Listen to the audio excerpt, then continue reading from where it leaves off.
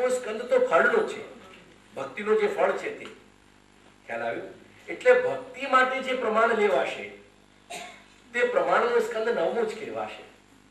એટલે એ ભક્તો કાલાંતરમાં કલ્પાંતરમાં જેનું વર્ણન પુરાણ આવ્યો છે જે ભક્તોનું, એ ભક્તો જ્યારે થયા ને જે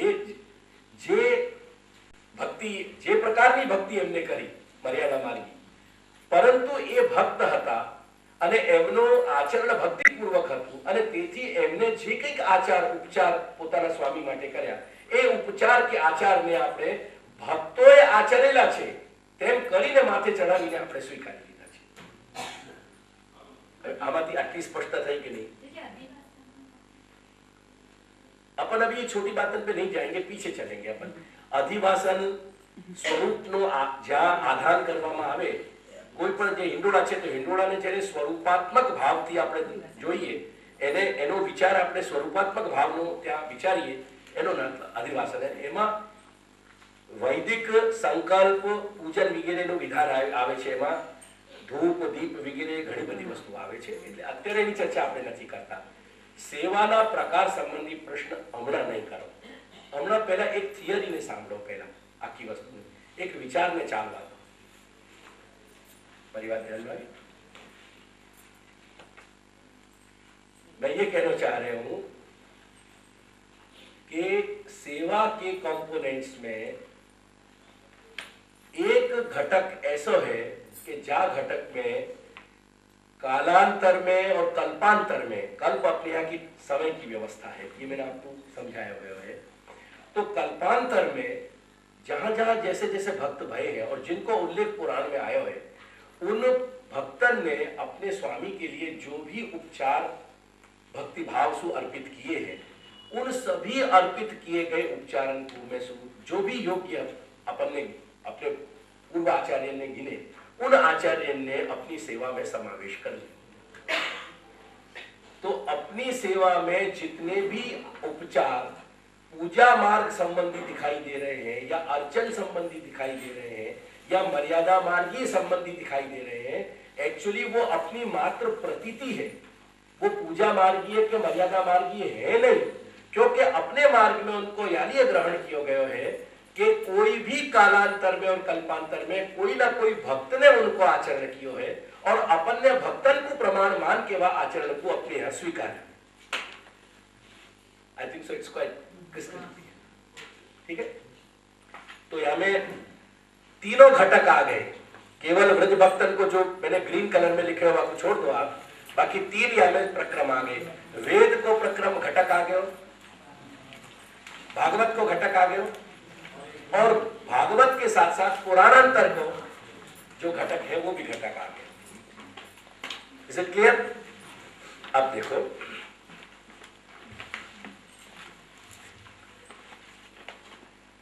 जब अपन ने ऊपर के गुच्छ में एक बात समझ ली थी, पहले गुच्छ में कि हमें नंबर दिया या पहला गुच्छ दिया,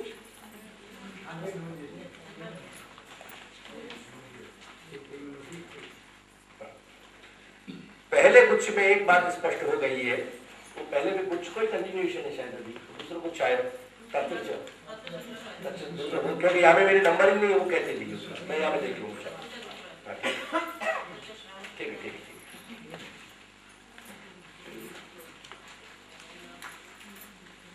तुम्हारे पास जो अनुवाद है ना, वो हमें पूरा अनुवाद करके दिए गए, पढ़ ली, हमें कुछ भी बाकी लगभग नहीं रहा है.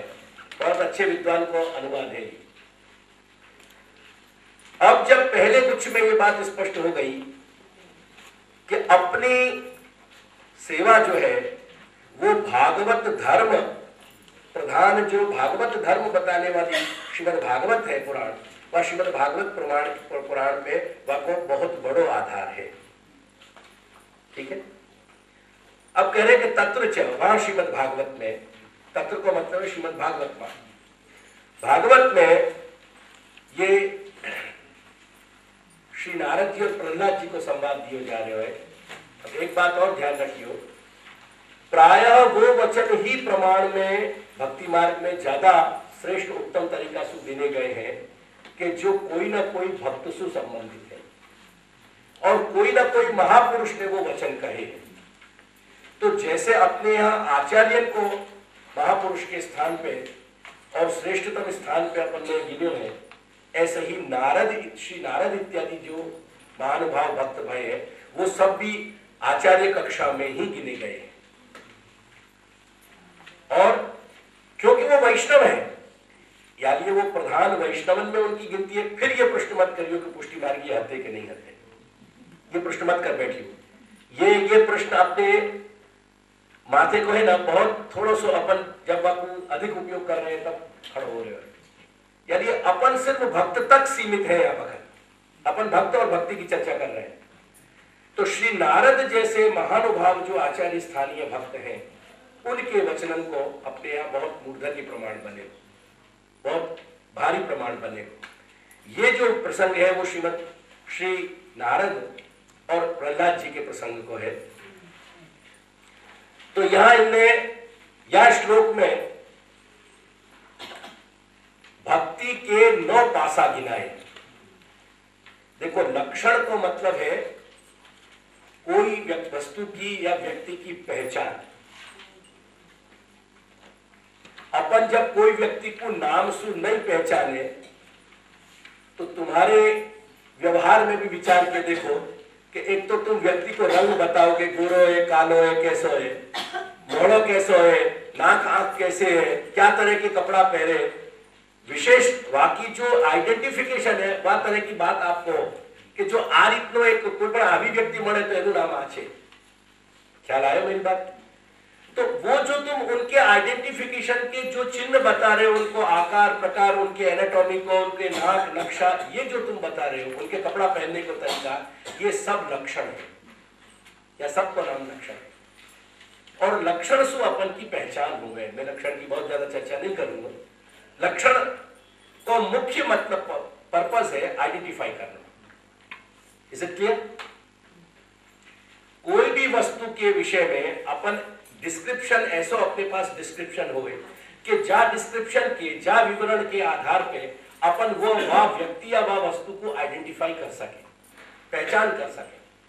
तो कोई भी व्यक्ति या वस्तु को पहचान देने वाली जो विवरण है, वहां पर पहचान देने वाला वो विवरण जो है वहां पर लक्षण है। तो यहां नव लक्षण को मतलब है कि 9 तरीका से जाको अपन पहचान सके। 9 पासा में जाके 9 फैसेट से 9 पासा है। ये 9 अलग अलग तरह की भक्ति नहीं है।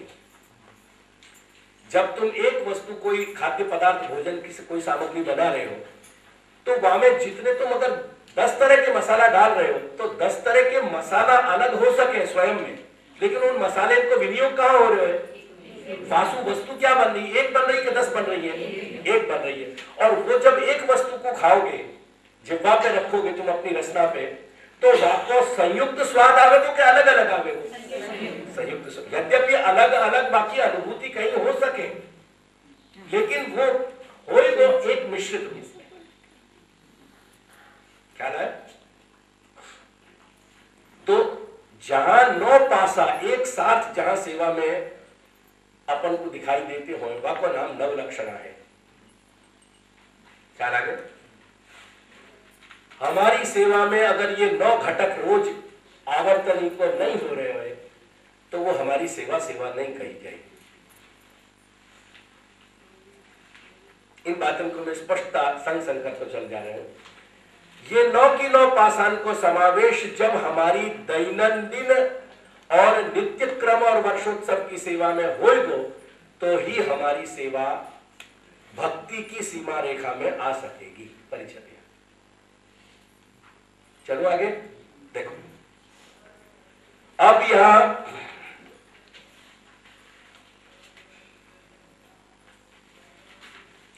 आगे की जो 3, 4, 5 पंक्ति है, यानी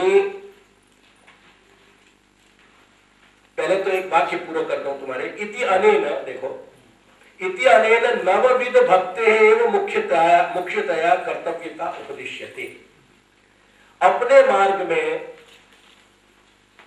जो सेवा की साधन अवस्था है अपनी प्रारंभ की, वह प्रारंभ की अपनी अवस्था में ये श्रवण मनन, श्रवण इत्यादि से लेके श्रवणम कीर्तनम विष्णु स्मरणम पाद सेवनम, तो आत्मनिवेदन, दास्य, सख्य और आत्मनिवेदन पर्यंत जो 9 पासाएं हैं, उन 9 पासाएं के लिए कह रहे हैं कि ये नवविध यानी 9 तरह की जो भक्ति के पासाएं हैं, उन पासाओं के उनकी मुख्यता से उनको ही प्रधान बना के अपने यहां भक्ति मार्ग में कर्तव्य बताए गए हैं।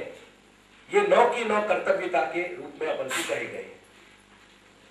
अपनी सेवा पद्धति में, सेवा प्रणाली में इन 9 को प्रधानतया समावेश होना चाहिए। यहां तक आगे। अब देखो ये नवलक्षणा से लेके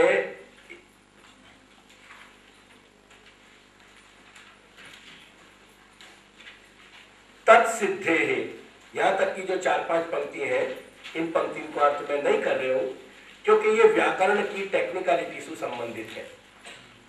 ठीक है,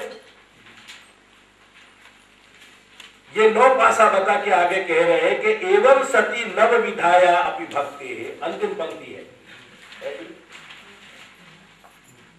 एवं सती आ प्रकारे, आ प्रमाणे, या तरीका से जो नवविध 9 की 9 जो अपने पास आए हैं, वो भगवान को अपन को अर्पित करना चाहिए।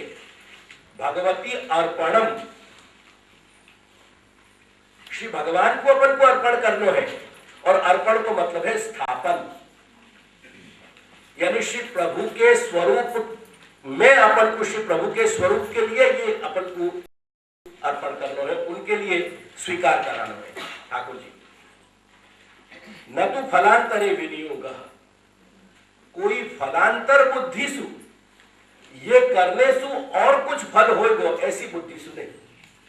जो कुछ भी 9 की 9 उपचार है अपने ये से नवविध 9 पासा, इन 9 उपचारन को ठाकुर जी के लिए अर्पण कर देना, बस वही वह फल है। वो 9 की 9 पासा ठाकुर जी को जब अर्पण हो जाएंगे, श्री प्रभु को जब अपने अर्पण कर दी, बस वहां की बात पूरी होगी। क्या है, मुझे आधा पौना घंटा लगेगा। आधा घंटा, क्योंकि मैं अभी एक मेरे भाई आ गए थे, उनके कारण मैं आधा घंटा लेट चल रहा हूँ, तो अब मैं आधा घंटे से पहले नहीं आऊंगा। तो आप उनका भोजन वगैरह करा लीजिए। हाँ बिल्कुल, सुखेल आनंद से भोजन वगैरह करा लीजिए। भद्रेश है, भद्रेश को बुला लीजिए पहले आप, वो आपके साथ ही रहेगा। वो सब कार्य करा करके फिर मैं आता हूँ।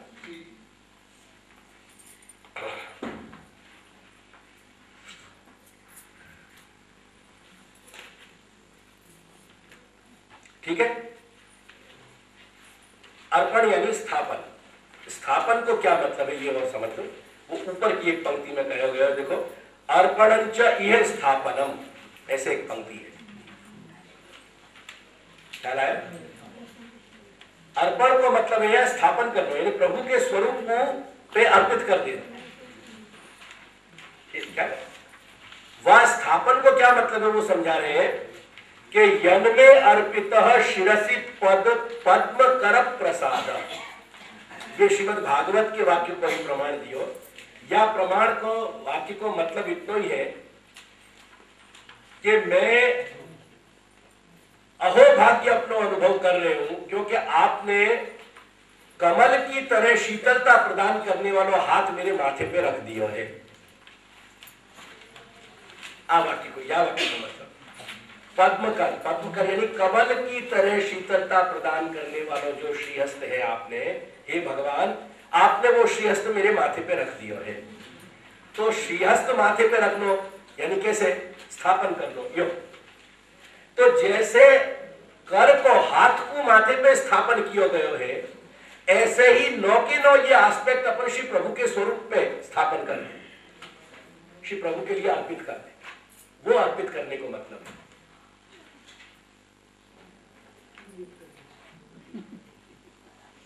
ये बात समझ में आई? ना समझे कि हाथ माथे કોઈને મૂકવું, એ હાથ એના માથે મુકાયો કે નહીં? જે રીતે હાથ મુકાયો એ રીતે એ માથે મુકાયો ને, એ રીતે દરેક વસ્તુને સ્વરૂપમાં આપણે અર્પિત કરવી છે। સ્વરૂપ સમજ, આપણે વસ્ત્ર ક્યાં સ્થાપન કર્યા? વસ્ત્ર ક્યાં સ્થાપન કર્યા?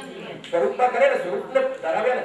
બસ જે રીતે સ્વરૂપને ધરાવીએ છીએ એ રીતે સ્મરણ, શ્રવણ, સ્મરણ વગેરેનું સમસ્ત વસ્તુઓનું જે જે સ્થાપન છે એ સ્વરૂપ માટે છે અને સ્વરૂપમાં કરી દેવાનું છે. એ સ્થાપનને સમજાવી રહ્યા છે કે સ્થાપનનો મતલબ, અર્પણનો મતલબ છે સ્થાપન, અને સ્થાપનનો એટલે એનો ઉપયોગ તમે તમારા ઠાकुरजीના સ્વરૂપ માટે કરી દો.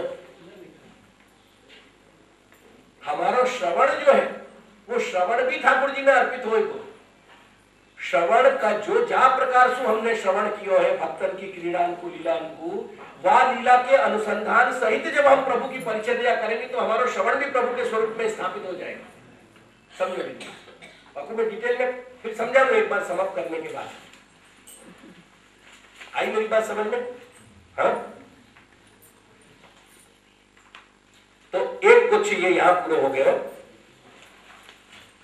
कि नौविध जो नौ पासा है भक्ति के, श्रवण स्मरण श्रवण कीर्तन स्मरण, स्मरणम पाद सेवनम, अर्चनम वंदनम, सख्यम दास्यम, आत्मनिवेदनम. तो ये प्रत्येक पासा की बात जो हम कर रहे हैं यहां में अर्पण को मतलब है स्वरूप के लिए स्थापन करना. जिसे अपन स्वरूप को वस्त्र धरा रहे, तो वस्त्र को अर्पण जो है वह का मतलब क्या है? तो स्वरूप को धरा देना. अब यहां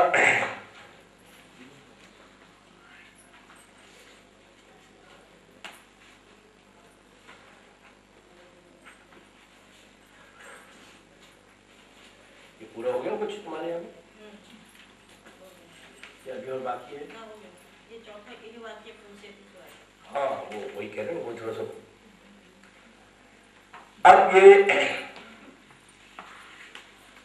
दो मुद्दा क्लियर हो गए अपने. एक तो प्रमाण मूर्धन्य भागवत में हमको भगवत सेवा बताई गई है. परमात्मा भगवान परब्रह्म परमात्मा भगवान श्री कृष्ण की, यानी हमारी सेवा को जो मूल प्रमाण है वो वेद से लेके चरम प्रमाण भागवत तक की प्रमाण रूपता सिद्ध है. ये एक फैक्ट. दूसरी बात कि सेवा में ब्रह्म संबंध दीक्षा के पश्चात जब भक्त प्रवृत्त हो रहे हैं तो वाकु अपने माथे श्री महाप्रभु की प्रणालिका के अनुसार पुष्ट करके ठाकुर जी पधरा के जो सेवा प्रारंभ करनी है वह में प्रधानतया भक्ति के 9 पाषाण को उपयोग दैनंदिन प्रतिदिन के हिसाब से होना चाहिए. ये दूसरा मुद्दा है. अब तीसरे मुद्दा की चर्चा करें कि भक्ति में सबन को अधिकार है. भक्ति केवल त्रैवर्णिक यानी ब्राह्मण क्षत्रिय और वैश्य या केवल ब्राह्मण या क्षत्रिय या ब्राह्मण प्रधान सेवा का क्रम नहीं है. सेवा में सबन को अधिकार है, जीव मात्र को सेवा में अधिकार है. और यानी अपने यहां वार्तान में पक्षी को भी ठाकुर जी से संबंध कराया या कि अपन की वार्ता में है. ख्याल आया कि नहीं? तो जीव मात्र को अपने सेवा में अधिकार है. या बात को कह रहे हैं कि अब देखो ऊपर को जो वाक्य है श्रवण कीर्तन, वाक को थोड़ा ध्यान रखिए क्योंकि वाक को संदर्भ चलेगा. वहां में पुंसा शब्द है, देख लो सबसे. ये पुंसा शब्द जो है वो पुमान शब्द को तृतीया विभक्ति को पहला वचन है, एक वचन. यानी या को मतलब है मनुष्य के द्वारा, जब गुजराती में कहेंगे मनुष्य वडे. क्या लगे? ग्रामर की दृष्टि है पुंसा शब्द एनो मूल शब्द छे पुमान. पुमान न खड़ो छे. ए पुमान शब्द नो तृतीया विभक्ति नो एक वचन छे पुंसा. અને પુંસાનું જ્યારે આપણે હિન્દી કે ગુજરાતીમાં અર્થ કરવા બેસીએ ત્યારે મનુષ્ય કે દ્વારા અથવા મનુષ્ય વડે. अब કોના વડે છે? મનુષ્ય. હવે મનુષ્ય જે છે ને એક સર્વસાધારણ ટર્મ છે. મનુષ્યમાં દરેક વ્યક્તિને લેવાય. જ્યારે આપણે વૈશ્ય કહીએ તો ફક્ત વૈશ્યને લેવાય. પણ મનુષ્ય કહીએ એટલે બધાને કહેવાય। એક તો એ કહે છે આપણને શ્રી લાલુ ભટ્ટજી સમજાવે છે કે આ મૂળ ભાગવતના વચનમાં પુમાન શબ્દ છે એટલે કે પુરુષ કે સર્વસાધારણ માટે એક છે। અને બીજું એટલે કહે છે કે જો પુંસા ઇતિ સામાન્ય નિર્દેશાત આ સામાન્ય નિર્દેશ કર્યો એટલે સર્વ અધિકારત્વમ ભક્તે हाँ भक्ति को अधिकार सबंध है सर्वेशा। एमा श्री नारद जी एक बीजो वचन पर प्रमाण में आप्યું છે। दूसरा वचन भी प्रमाण में दियो जो आपको अनुवाद में है वो देख लीजिए।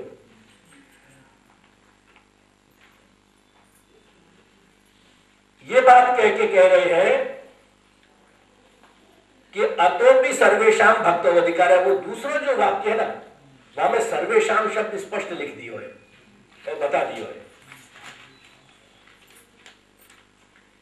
दूसरा जो श्लोक है ध्यान आ रहा है सबको वहां में सर्वेशाम शब्द है कहीं मिल रहा है ना तुमको सर्वेशाम। तो प्रमाण में दो शब्द मिल गए अपन को। एक तो साधारण वाची उमाम मनुष्य शब्द मिले ठीक है ना यानी पुरुष असल में मनुष्य भी नहीं कहेंगे वह पुरुष कहेंगे। तो पुरुष सु कोई भी जीव मात्र ग्रहण किया जा सके क्योंकि पुरुष स्त्री को भी वाची है और पुरुष मेल को भी वाची है यानी नर को भी वाची है।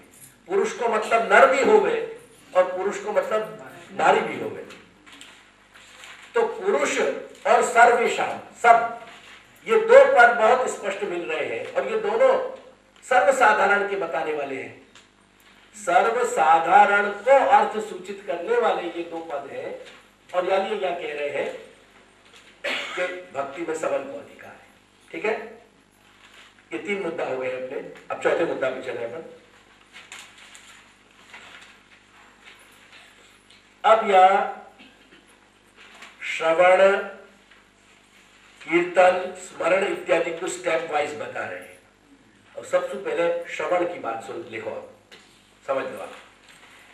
देखो टेक्स्ट में देख लो आप पहले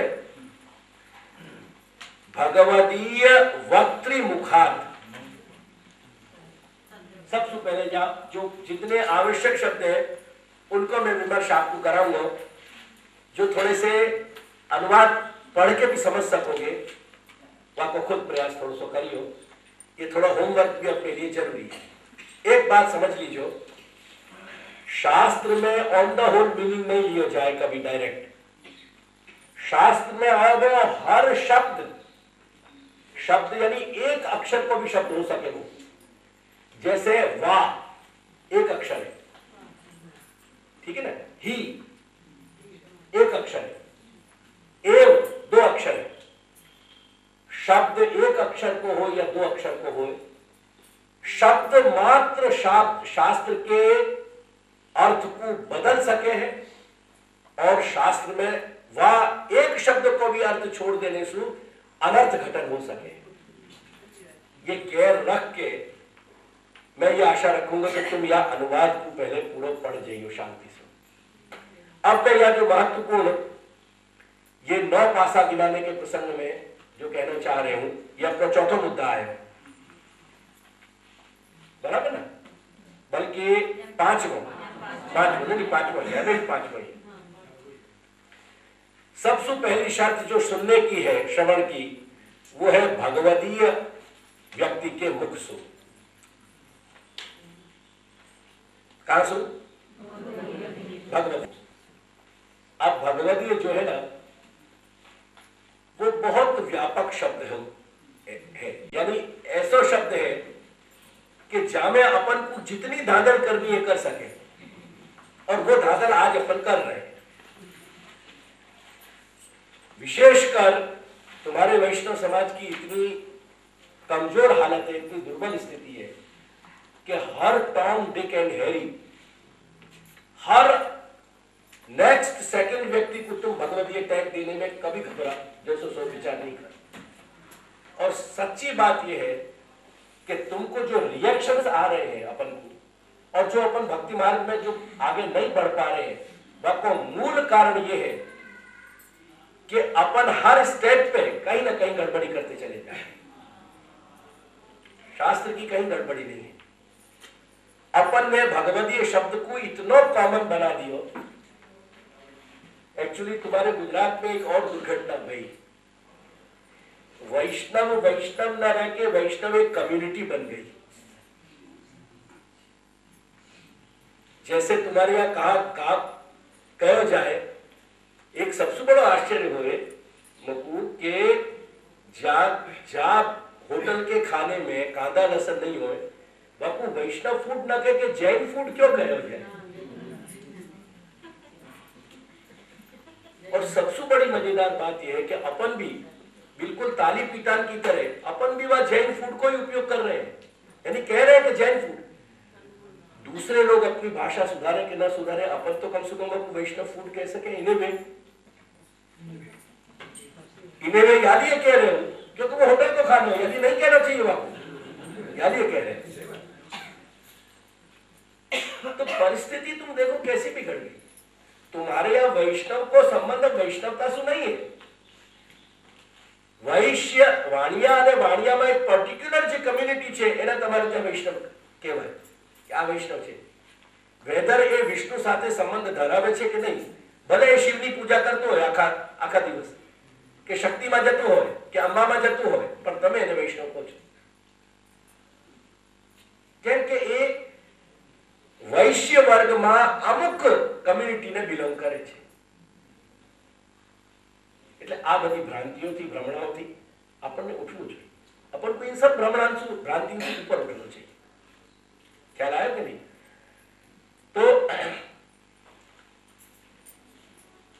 हर वैष्णव भगवदीय नहीं है। तुम्हारे यहाँ ये स्थिति हो गई कि तुम जब पत्र लिख रहे हो, जब कहीं भी कोई पत्राचार कर रहे हो तो परम भगवदीय।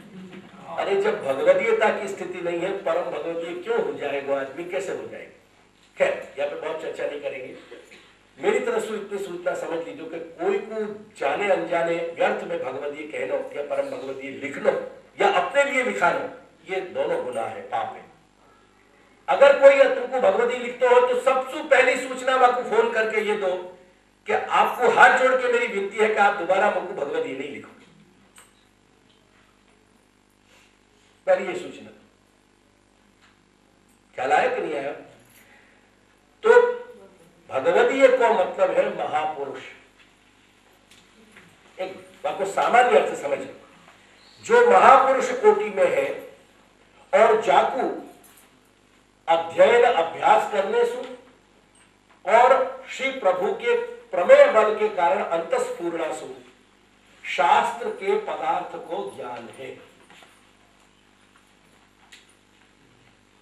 वो महापंडित हो ये जरूरी नहीं है, लेकिन शास्त्र के पदार्थ को जिनको बोध है, इतना हमको समझ लेना चाहिए। ख्याल आया?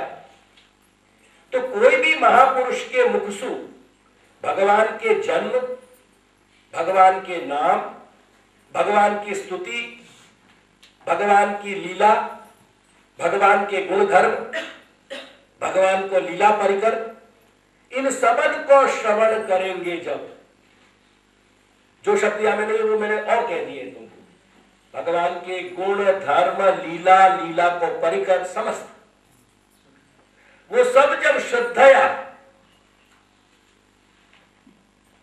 कोई भगवती के मुख से वार्ता निश्चित हो रही है, कुछ कह रहे हो महापुरुष की, लेकिन अगर हमको श्रद्धा नहीं है तो भी श्रवण श्रवण नहीं कहलाएगा। खाली कान से सुन लेने को नाम श्रवण नहीं है। वो श्रवण तो तुम लोक व्यवहार में भी कर रहे हो और जब टीवी देख रहे हो तो टीवी पे भी सुन रहे हो, आपको कोई श्रवण नहीं कहोगे। श्रवण का एक पारिभाषिक अर्थ है, केवल महापुरुष मिल गए और अपन सुनने लग गए तो भी श्रवण नहीं कहवाए। महापुरुष सच्चे अर्थ में महापुरुष हो, भगवदीय हो और अपन को सुनने में श्रद्धा हो, तब श्रवण बन पावे। ख्याल आया मेरी बात को? वहां में प्रमाण दे रहे हैं कि श्रणवन सुभद्राणी रथांग पाणे जन्मानि कर्माणि च यानी लोके। ये स्वयं नारद जी को ही नारद जी के पूर्व जन्म की जहां कथा चल रही है, पहले जन्म की, पूर्व जन्म की, वह पूर्व जन्म की कथा के प्रसंग में ये शब्द आए हैं। और इन भागवत के वाक्यन में भगवान के जन्म, कर्म, लीला इत्यादि इन सबन को ही वर्णन है। ठीक है, भगवान के कर्म को, यानी भगवान जो कर रहे हैं चेष्टा, वह कुछ चेष्टा भी कह जाए, और एक विशेष या भागवत में कहे गए अर्थ में कर्म भी कह रहे हैं। एक वाक्य दूसरा नाम है पराक्रम या वीर्य। भगवान को वीर्य या भगवान को पराक्रम ख्याल है ना। तो वो शिलानुभट्ट जी बता रहे कि इत्यादि ऐसे और भी जो अनेक वचन हैं, उनमें जन्म कर्म नाम, भगवान के जन्म, भगवान की चेष्टाएं, क्रीड़ा, लीला, गुण, धर्म, स्वरूप, परिकर इत्यादि, ये सब के लिए श्रवण को विषय बताए गए हैं। हमारे सुनने को विषय श्री भगवान को स्वरूप, गुण, धर्म, नाम, जन्म, क्रीड़ा, लीला इत्यादि सब होना चाहिए। उपलक्षण विधेया नामादि नांच संग्रहात वाक्यांतरेषु उक्तत्वाच्च। और ये कह रहे हैं कि कोई जगह श्रवण के विषय में खाली नाम कह दिए गए हों, या कोई जगह भगवान की चेष्टा कह दी नहीं गई हो, या कोई जगह भगवान को गुण धर्म कह दिए गए हो, या कोई जगह कोई वाक्य में भगवान की लीला कह दी नहीं गई हो, तो वो एक वाक्य आने से अपन को जड़वाद से एक बात पकड़ के नहीं बैठ जाना चाहिए। जहां नाम आयो है वहां भी स्वरूप, गुण, धर्म, लीला, चेष्टा इत्यादि सब मतलब निकलेगा। जहां लीला आयो है वहां भी ये सब अर्थ निकलेंगे, जहां क्रीड़ा आयो है वहां भी ये सब शब्द निकलेंगे। कोई भी जगह श्री प्रभु संबंधी श्रवण के लिए इन सारे शब्दन में से कोई भी एक शब्द आ गए हो, तो वह एक शब्द के साथ अपन को सारे शब्दन को अर्थ ले लेना चाहिए। क्या लगे? अब आगे चले।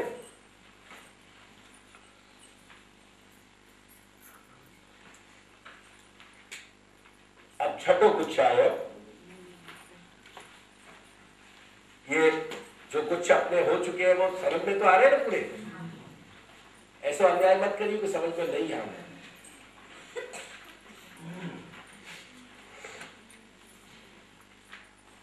अब एक बात और समझा दूं तुमको पहले। तीसरा वॉल्यूम था, षोडश करें।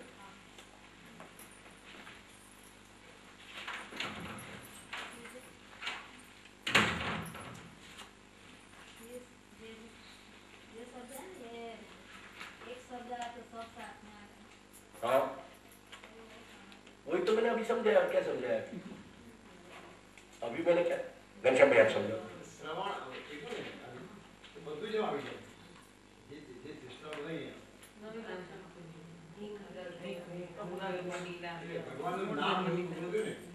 એટલે આ બાબતે શું સમજે ઘનશ્યામ? આ બાબતે અમે જે સમજાવ્યા એમાંથી આપ શું સમજે? એટલે શ્રવણ કરવાના વિધાયક વચન અનેકત્ર આવતા હોય, અનેક જગ્યાએ આવતા હોય શ્રવણ કરવાના, કે આ રીતે ભગવાનના શ્રવણ કરવું જોઈએ. હા, અને કોઈ વાક્યમાં એક જ નામ હોય કે ભાઈ ભગવાનના નામનું શ્રવણ કરવું, એટલે જડવાથી નામ પકડી લઈ બેસી જવાનું. आई बात समझ पाओ? मेरे कहने को आशय समझ में आया ना सबन के?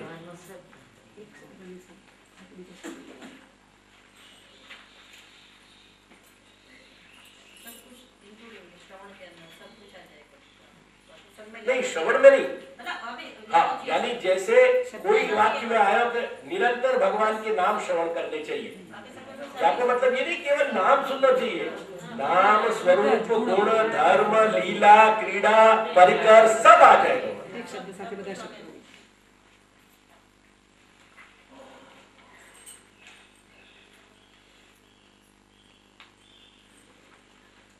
देखो,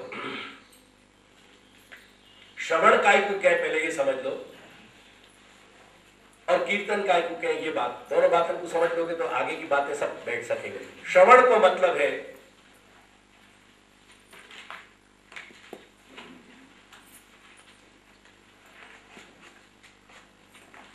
देखो, जब मैं योग्य गुरु कहूं ना, तो इन्हें वे मैं थोड़ा गलत बोल रहा हूं। गुरु कभी अयोग्य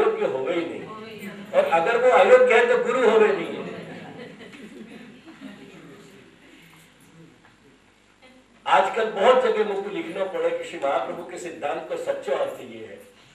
अरे सिद्धांत को तो एक ही अर्थ निकले यार, वो में सच्चो क्या है और झूठो क्या है। कोई आदमी जो परिचय दे कि भाई मेरे सच कहूं तो मेरी पत्नी ये है, बात की कितना हास्यास्पद है। अरे सच कहूं तो यह पत्नी है, मान लो सच नहीं कह रहे तो कितनी पत्नी है यार, ये तो बता। बहुत हास्यास्पद स्थिति है। यो क्या जाए, कुछ मजबूरी हो जाए। आज धर्म चूंकि धंधा बन चुके है। आज गुरु को रामनामी दुपट्टा ओढ़ के इतने सारे बगुला भगत घूम रहे हैं कि कौन कहां क्या कितना एक्सप्लॉयटेशन कर रहे हैं, तो कोई हिसाब नहीं। करके कहना पड़े कि सच्चो गुरु, नहीं तो गुरु ही हो गए। ख्याल आया? तो वास्तव में गुरु के लक्षण जिनमें हो, ऐसे गुरु के मुखसु श्रवण कौन को कह रहे हैं? तो कह रहे हैं कि भगवत वाचक। पहले मेरी बात पूरी सुनते जाओ, फिर कलम चलेगी। कुछ थोड़ा अभ्यास ऐसा रखो कि जो यहां लिख सको। हर एक की कैपेसिटी नहीं हो, ये मैं मानूं। जब हम विद्यार्थी के रूप में गुरु के पास पढ़ते थे तो गुरुदेव के कुछ नियम बहुत ही कठिन थे। जैसे एक पुस्तक में ये चारों तरफ कितनी जगह है खाली, बस इतनी जगह पे जो लिख सकते हो लिख लो। बहुत से लोग एक चावल के दाने पे लिख के बेचे, बिके सब जगह, तुम्हारा नाम लिख दे। अगर ये आर्ट परफेक्ट कर दे ना तो तुम 25 पंक्ति लिख लो भली, पर लिखोगे इतनी जगह पे, या ज्यादा जगह नहीं लिखी। ये हमारे गुरुदेव को नियम बना। तो थोड़ा कागज में लिखने से यहां पर लिखेंगे, यहां लिखेंगे तो काम आएगा। तो जो भगवत वाचक, देखो शब्द क्या है, भगवान के वाचक, यानी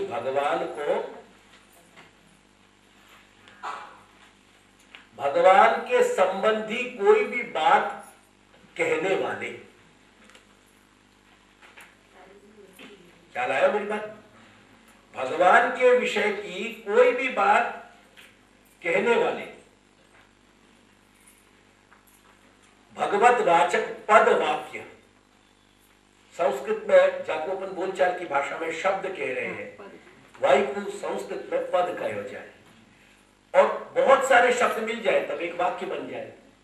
तो भगवान के भगवत विषय कथन करने वाले, भगवान को विषय कहने वाले जो पद और वाक्य हैं, उन पद और वाक्य को शक्ति तात्पर्य निर्धार।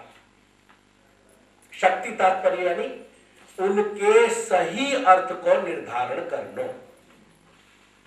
हर शब्द में, जैसे हर मनुष्य में एक स्वभाव रहने वाला कि नहीं, ऐसे हर शब्द में वहां को अर्थ कहने वाली एक सामर्थ्य, वहां के अंदर एक ऊर्जा है, वहां के अंदर एक शक्ति है, यानी वो अपना अर्थ कह पा रहे। तो हर शब्द यानी हर पद और वाक्य में जो उनको सही अर्थ निकल रहे है भगवान के विषय में, वो सही अर्थ जो हमने अपने समर्थ गुरु के मुख से सुनो है, वाको नाम है श्रवण। कहीं भी श्रवण कर लेना वो श्रवण नहीं है। कोई भगवदीय भक्त महानुभाव को भी शब्द तब प्रमाण होगा कि जब उनने वो जो अर्थ अपन को बता रहे हैं वो अर्थ उनने अपने समर्थ गुरु से सुन ली। अगर उनने अपने समर्थ गुरु से सुना नहीं है तो उनके मुख से भी आने वाला जो शब्द को अर्थ, पद को और वाक्य को जो अर्थ है वो प्रमाण नहीं बने। याद ये श्रवण और कीर्तन दोनों के, कीर्तन यानी कोई सु कह लो, कीर्तन को मतलब ये नहीं है कि झांझ बजा के पद गाने, वो पद गान एक अलग है। अपन ने सबन ने बहुत मिक्सअप कर दी। कीर्तन शब्द को मतलब है कोई बात को अपने समान स्वभाव वाले व्यक्ति के संग कथन करना। कैसे स्वभाव वाले के? समान स्वभाव वाले।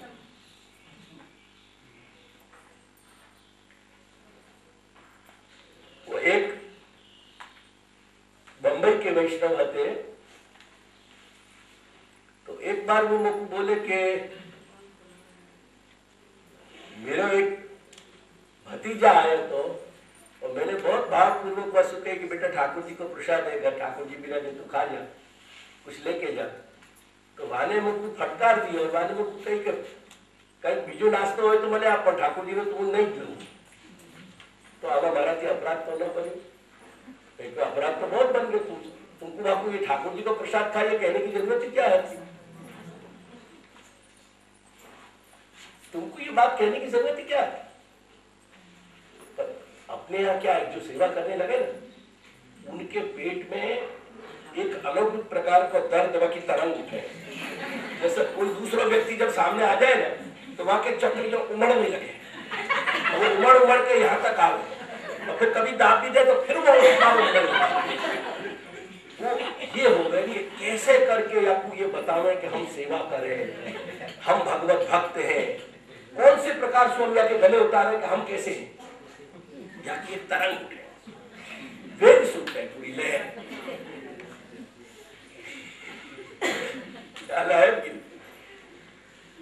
तो सबसे बड़ा तो तुम अपराध ये कर रहे हो, तुम वह व्यक्ति को क्यों कह रहे हो? अरे तुम्हारा भतीजा है, यानी बाकी क्या रक्त में लिख दिया गया तो वो भी वैष्णव हो।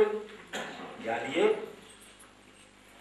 कोई भी व्यक्ति के संग करे भयो भगवत कथन जो है कीर्तन नहीं कहलाएगा, पर वो समानशील होना चाहिए, तब वो कथन कीर्तन कहलाए। तो भगवत वाचक जो पद वाक्य है उनको जो शक्ति तात्पर्य निर्धार है गुरुमुखसु श्रवण, वो गुरुमुखसु जो सुनो है बापा नाम श्रवण। अब देखो बाकी आगे के शब्द सुनो। और कीर्तन, और कीर्तन काय को कहे कि तन निर्धार पूर्वकम, पहला शब्द आया निर्धार पूर्वक। गुरुमुखसु हमने जो जा अर्थ में भगवत वाचक पद वाक्य को श्रवण कियो है, भगवान संबंधी पद और वाक्य को हमने गुरु के मुख से जो श्रवण कियो है, उनको सबसे पहले हम वो जा अर्थ में गुरु ने बताया वह अर्थ में हम उनको निर्धार कर लें, धारण कर लें। निर्धार करना नी उपसर्ग है और त्रि धातु है, बहुत अच्छी पूर्ण तरह से धारण कर लेनो, भगवान नाम है निर्धार, नितराम धारण।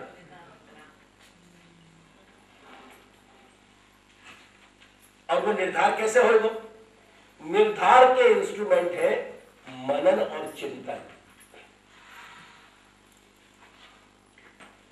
कोई भी बात को श्रवण करी गई बात को जब प्रोज एंड कॉन्सु वाके सब पासांसु हम विचार लें, वह नाम है मनन। अगर कोई चीज हमारे माथे में नहीं घुस रही तो अपन बराबर बैठा हुए कि ये बात हमको समझ में नहीं आ रही, तो वो समझने के लिए जो अपन विचार कर रहे हैं वह का नाम है मनन। और बार बार सुनी भाई कोई विचार को जब अपन माथे में मस्तिष्क में रिपीट करें, वह को आवर्तन करें, वह का नाम है चिंतन। जैसे गाय भैंस जुगाली करे ना, खाली शब्द सुनने को मजा नहीं है, कोई दिन भैंस को 2, 4, 10, 20 मिनट देखो, 1 घंटा 2 घंटा कोई दिन भैंस को देख लोगे ना तो जीवन तर जाए। कैसी जुगाली करे, और जुगाली करते करते कैसे संतोष, क्या शोभा के संग जाए, कैसा चैन है। ये आधुनिक युग ने अपना सब चैन गायब कर लिया। नोचितमिदम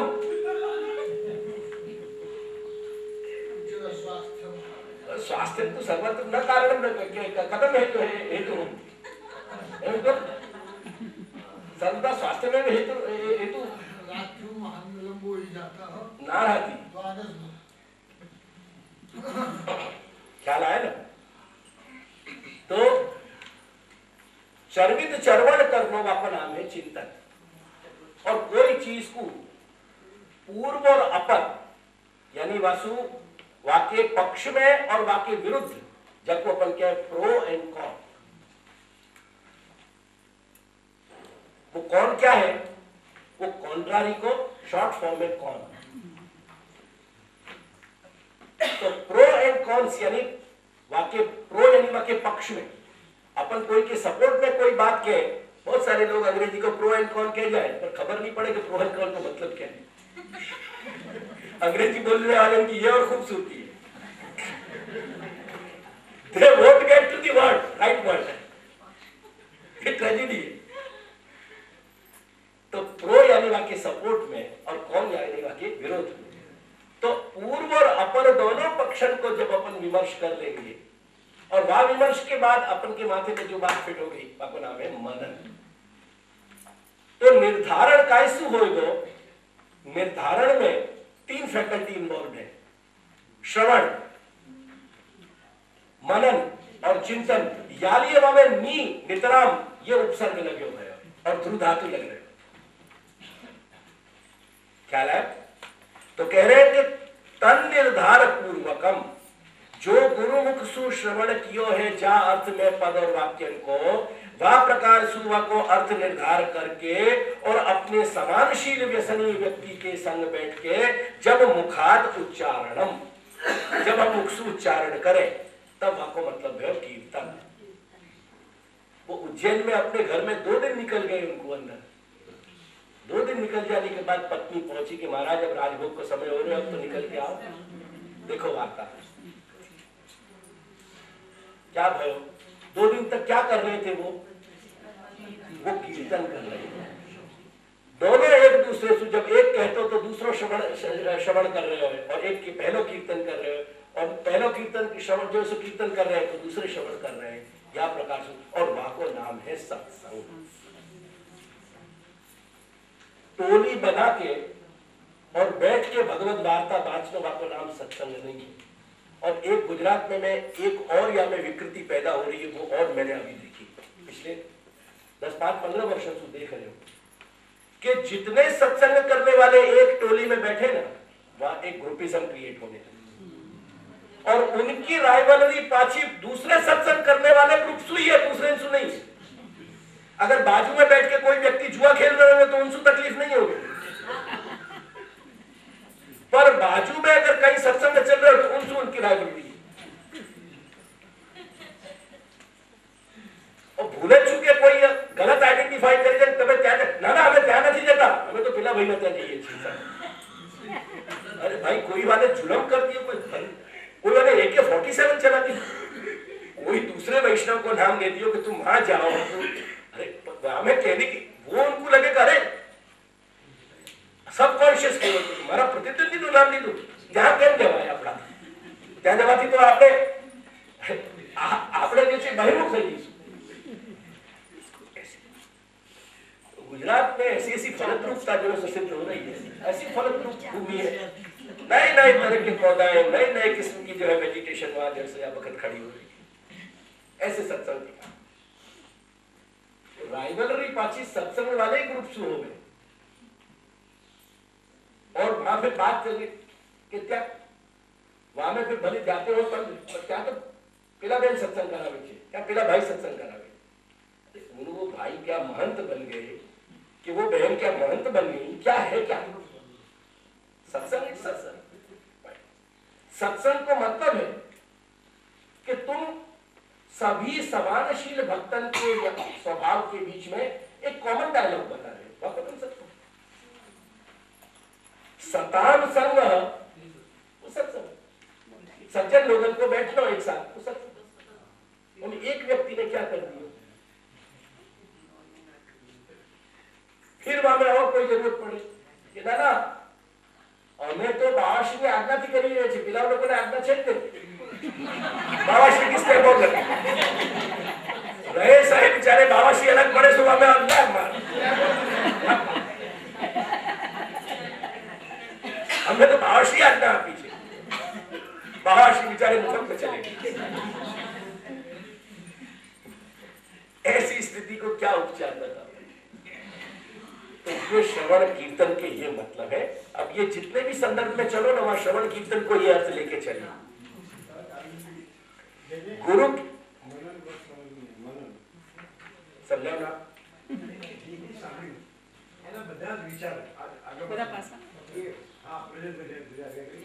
તમામનો વિચાર કરવો એનો અને પછી એનું અંદર આવર્તન કરવું, પછી નિર્ધાર પ્રમાણે. દાખલા તરીકે શ્રી ઠાકોરજીએ ગોવર્ધનનો ધારણ કર્યો.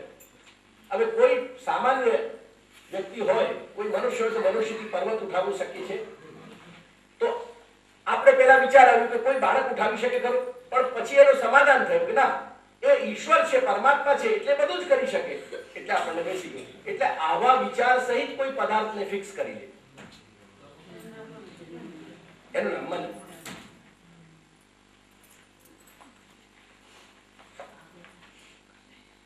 पदार्थ की व्यग्रता सहित कोई पदार्थ को विचार करना, ये है मनन. और बारंबार कोई पदार्थ को आलोडन करना, बाकी नाम है चिंतन. ये शब्दकोश कार में बताया.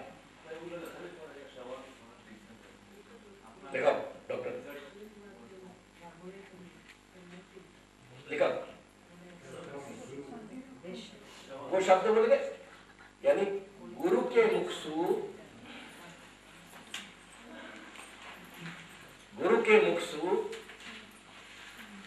भगवत वाचक किं विद्वानत्र वाचकत्वमस्ति, द्योतकत्वमस्ति वा? वाचकत्वमपि अस्ति, द्योतकमपि अस्ति. उभयथा काले केन प्रमाणेन? तत्र भट्टाः किं वाचयन्ति? वाचकत्वमपि निर्धारितम् और द्योतकत्वं कई निर्धारितम्. वैयाकरणैः वैयाकरणं. द्योतकत्वं कई निर्धारितम्. द्योतकत्वमपि और वाचकत्वमपि. भगवत वाचक पदवाक्य, भगवत वाचक, ये बहुत बड़ी डिबेट है व्याकरण में कि शब्द में वाचकत्व है या द्योतकत्व है. वेदर इट डज डिस्क्राइब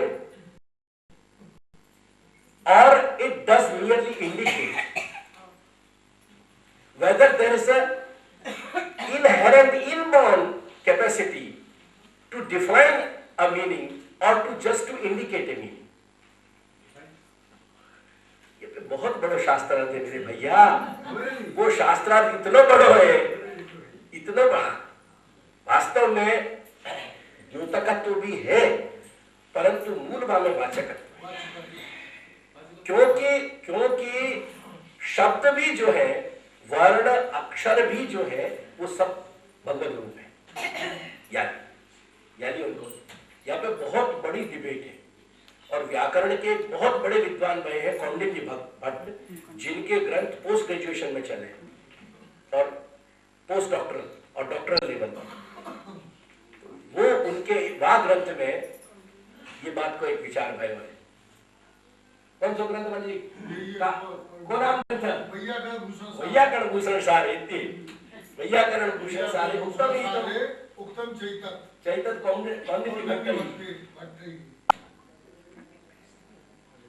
गुरु मुख सु भगवत वाचक पद वाक्य को शक्ति तात्पर्य निर्धार पूर्वक जो सुनना है, बोलने को नाम श्रवण है.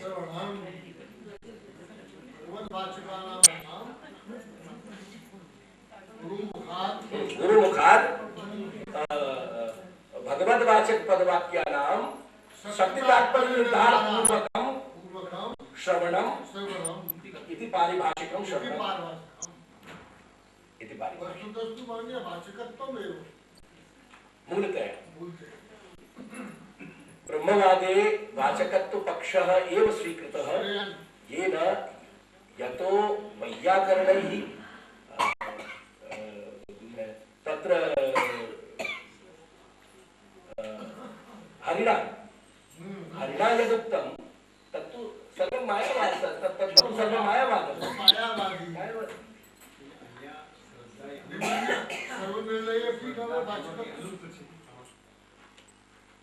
अनंत सिद्ध है. यहाँ पे बहुत बड़ा दिया पंडित जी, विस्तरण दिया होगा. तो श्रद्धा, आस्था और निष्ठा, ये श्रद्धा के 3 सोपान है. जो प्राथमिकी कक्षा की आपको आदर है, और जा आदर में एक अहोभाव और एक विचित्र भाव, एक आश्चर्य भाव,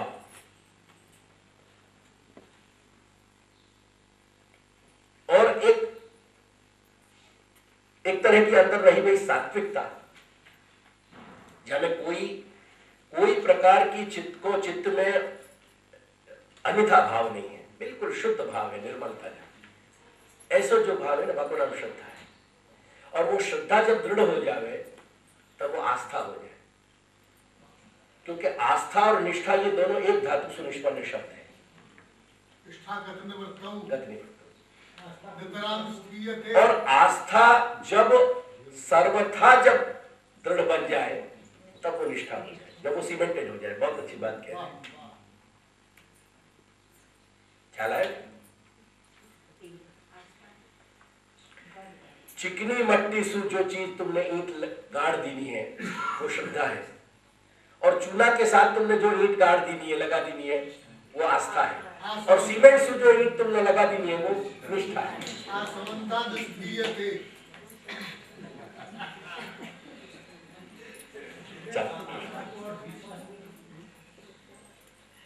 बहुत सारे शब्द के कई अर्थों में बिहारी भाई संदर्भ के अनुसार चले आप।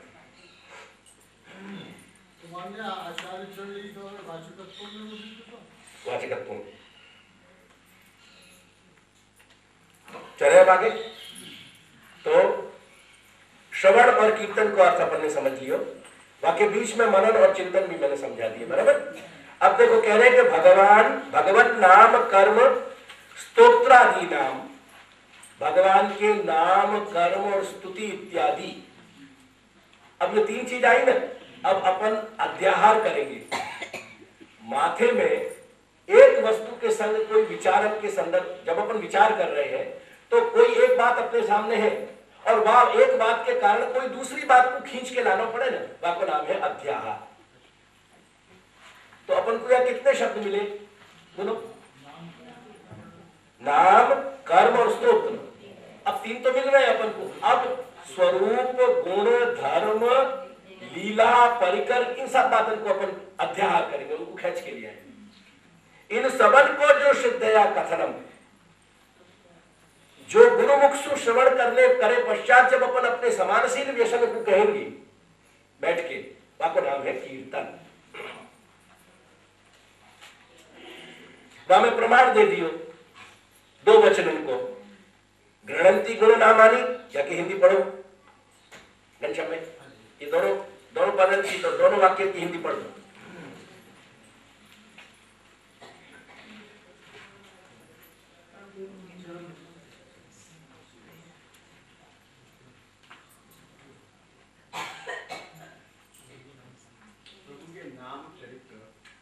थोड़ा वॉल्यूम रेज करके। प्रभु के नाम चरित्र स्तोत्र का श्रद्धा से अधिकार अनुसार करने को कीर्तन करें। नहीं, वो तो बात होगी। आप खाली केवल वाक्य पढ़ो, भागवत के जो वाक्य है उनको अर्थ दो। ऐसा नहीं हो सकता, नहीं दिए। अच्छा, श्लोक दिए खाली, अर्थ नहीं दिए, ठीक है।